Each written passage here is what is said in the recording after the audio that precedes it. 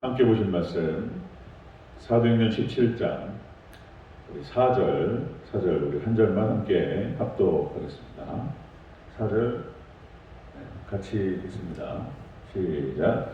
그 중에 어떤 사람 곧 경건한 헬라인의 큰 무리와 적지 않은 귀부인도 권함을 받고 바울과 실라를 따르나.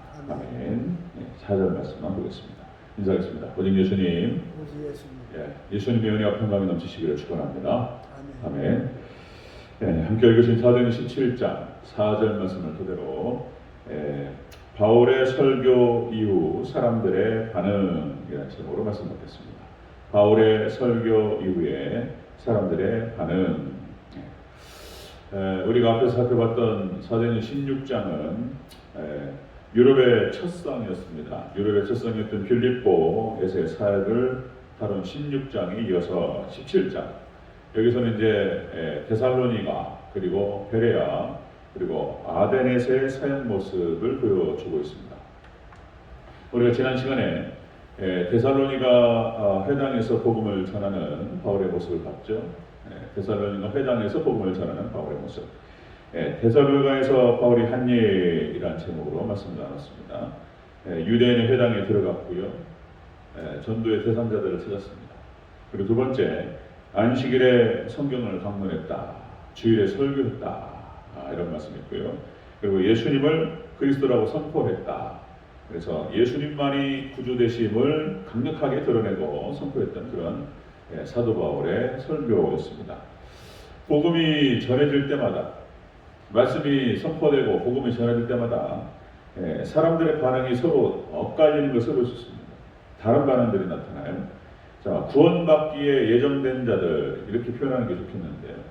구원받기에 예정된 자들은 그 말씀을 기쁨으로 받고, 그리고 마귀에게 속한 자들은 복음을 대적하는 모습들을 볼 수가 있습니다. 이 17장, 지금까지 계속적으로 그런 모습이 반복되고 있는데요. 17장에서도 그대로 재현되는 것을 볼 수 있습니다. 자, 오늘은 4절에서 복음에 귀를 기울였던 그런 사람들의 모습을 같이 한번 살펴보겠습니다. 복음에 귀를 기울였던 사람들. 자, 바울의 설교에 사람들의 반응. 첫 번째로, 어떤 사람들은 권함을 받았다. 이렇게 기록돼요. 자, 우리 4절 같이 읽겠습니다. 4절 중반 후반부까지 있습니다. 시작. 그 중에 어떤 사람 곧 경건한 헬라인의 큰 무리와 적지 않은 귀부인도 권함을 받고. 아멘. 어떤 사람들은 권함을 받았다. 이것은 바울의 설교, 주의종의 설교를 받았다라고 기록되는 것입니다. 주의종의 설교를 받았다. 그래서 바울의 설교가 끝난 다음에 이거 긍정적으로 기쁨으로 받는 사람이 나타났다는 것입니다. 여기서 권함을 받았다는 것은 설득하다, 이 페이도라고 하는 뜻이 그렇습니다. 헬라 원어에서 설득하다, 확신시키다, 신뢰하다 이런 뜻인데요. 이것이 이제 수동태로 써져 있기 때문에 이제 그렇게 뜻이 되는 것입니다. 설득되다, 확신하게 되다, 신뢰하게 되다 이런 뜻입니다. 받은 거예요. 받고 그렇게 설득되었던 거예요. 확신하게 되고. 자, 그래서 바울의 설교 후에 사람들 반응의 첫 번째 반응은, 자, 주의종 설교를 받는 모습을 볼 수 있습니다. 받았다. 자, 사도행전 2장 사건, 성령 강림 이후에 베드로가 설교를 하죠. 사도행전 2장 40절, 41절. 또 여러 말로 확증하며 권하여 가로되 너희가 이 패역한 세대에서 구원을 받으라 하니 이 말을 받은 사람들은 세례를 받음에 이날의 신도의 수가 3,000이나 더하더라. 강력한 성령님의 역사가 베드로를 통해서 나타났습니다.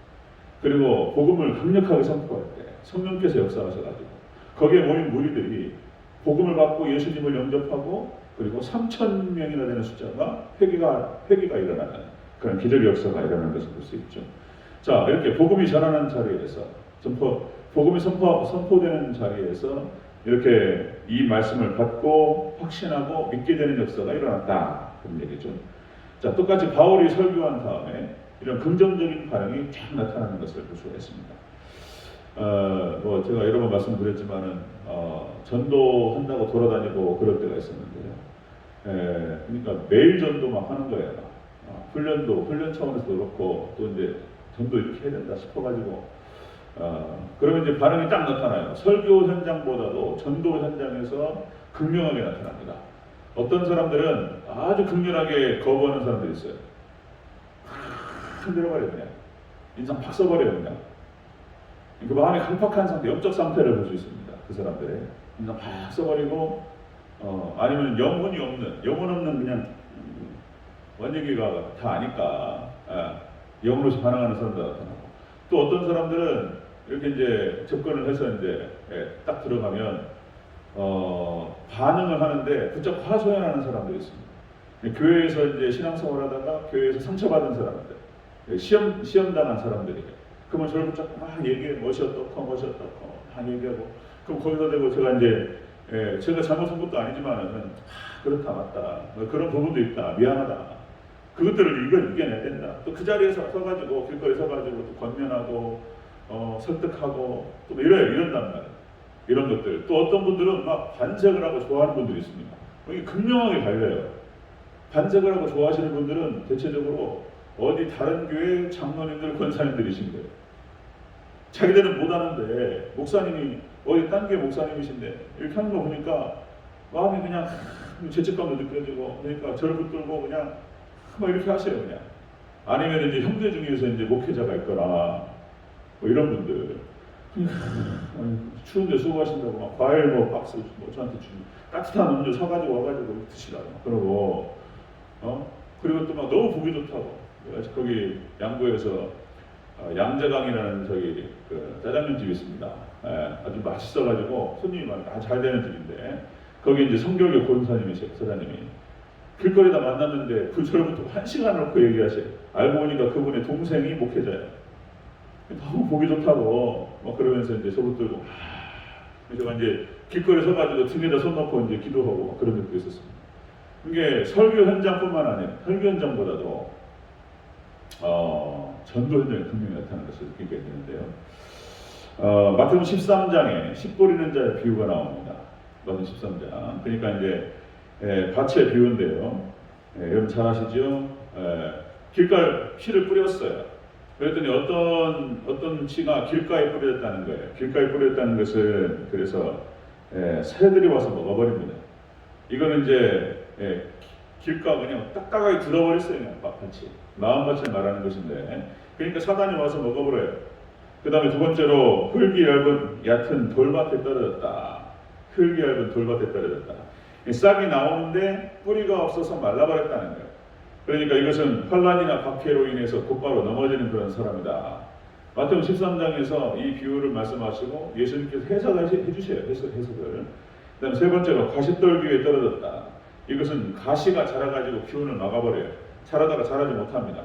자, 이것은 세상 염려와 재물의 유혹 때문에 결실을 맺지 못한다라고 예수님 말씀하셨어요. 네 번째로 좋은 밭에 떨어진 씨. 이것은 이제 30배, 60배, 100배의 결실을 맺는데요. 이 사람은 말씀을 듣고 깨닫는 자다. 이렇게 예수님께서 말씀하셨어요. 자, 그러니까 여러분들 아무리 폭우가 쏟아져요. 근데 그릇을 덮어놓으면 절대로 담기지 않습니다. 마음을 닫아버려요. 그러니까 이 마음밭이 길가고 돌짝밭이고 가시떨기입니다. 이런 밭에 대해서는 예수님도 안 돼요. 그리고 사도 바울이 와도 안 돼요.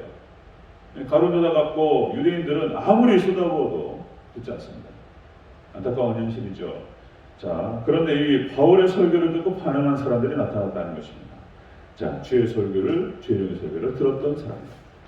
자, 두 번째 보겠습니다. 바울의 설교에 사람들의 반응. 두 번째로 바울과 신라를 따랐다라고 기록되었습니다. 따랐다. 자, 4절을 다시 한번 전체적으로 다시 읽겠습니다. 시작. 그 중에 어떤 사람 곧 경건한 헬라인의 큰 무리와 적지 않은 기부인도 권함을 받고 바울과 신라를 따랐다.